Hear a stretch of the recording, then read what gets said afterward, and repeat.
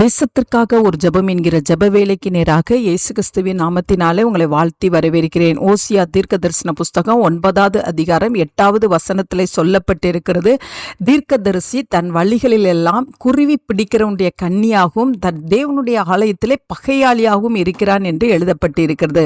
ஆம், அன்றைய நாட்களிலே எலியா தீர்க்கதரிசி, எலிசா, ஏசாயா, எரேமியா, எசேக்கியேல் போன்ற தீர்க்கதரிசிகள் அனைவரும் கர்த்தருடைய வார்த்தையை தேவ சந்நிதியிலிருந்து பெற்று அதை மக்களுக்கு சொல்லுகிறவர்களாய் இருந்தார்கள். மக்களுக்கும் தேசங்களுக்கும் பாவத்தை குறித்து எச்சரிக்கிறவர்களாய் இருந்தார்கள். வழி தப்பி போன மக்களை தேவன் பக்கமாய் திருப்புகிறவர்களாய் இருந்தார்கள். ஆனால் இன்றைய நாட்களிலே உள்ள தீர்க்கதரிசிகளிலே பெரும்பாலானவர்கள் இன்றைக்கு தேவனுடைய திட்டத்தையும் சித்தத்தையும் விட்டு மாறாக தீர்க்க தரிசனம் சொல்லுகிறவர்களாய் இருக்கிறார்கள். வழி தப்ப பண்ணுகிறவர்களாய் இருக்கிறார்கள்.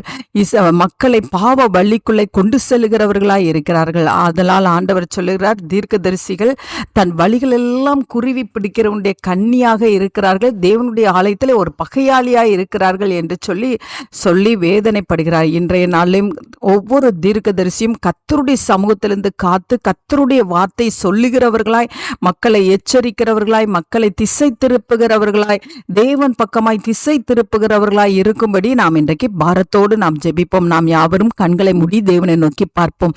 எங்களை நேசிக்கிறதான நல்ல தகப்பனே, ஆண்டவரே, எங்க தேசத்தில் உள்ள எல்லா ஆண்டவரே தீர்க்கதரிசிகளுக்காக நாங்கள் ஜெபிக்கிறோம். ஆண்டவரே, ஆவியானவரே, உமக்கு ஸ்தோத்திரம். ஆண்டவரே, கர்த்தருடைய சமூகத்திலிருந்து கேட்ட வார்த்தையை கர்த்தருடைய பிள்ளைகளுக்கு சொல்லுகிறவர்களாய், பாவத்தை குறித்து எச்சரிக்கிறவர்களாய், ஆண்டவரே, பாவத்துக்குள்ளாய் தேசங்கள் போகும் பொழுது அதை கண்டித்து உணர்த்துகிறவர்களாய், ஒரு எலியாவாய், ஒரு எலிசாவாய், ஆண்டவரே, ஒரு ஏசாயாவாய், ஒரு எரேமியாவாய், ஆண்டவரே, ஒரு ஓசியா தீர்க்கதரிசியாய் எழும்பத்தக்கதான கிருபையை கர்த்தர் அருளிச்சீங்க.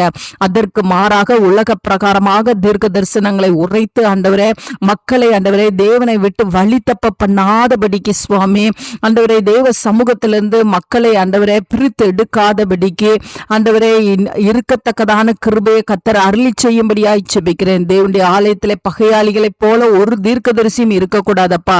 தேவனுடைய வார்த்தையை கேட்டு அப்படியே மக்களிடத்துல வந்து சொல்லத்தக்கதான கிருபையை தாங்க. அப்படி செய்ய போறதுக்காய் ஸ்தோத்திரம். இயேசுவின் மூலம் ஜெபிக்கிறேன் நல்ல பிதாவே. ஆமேன், ஆமேன்.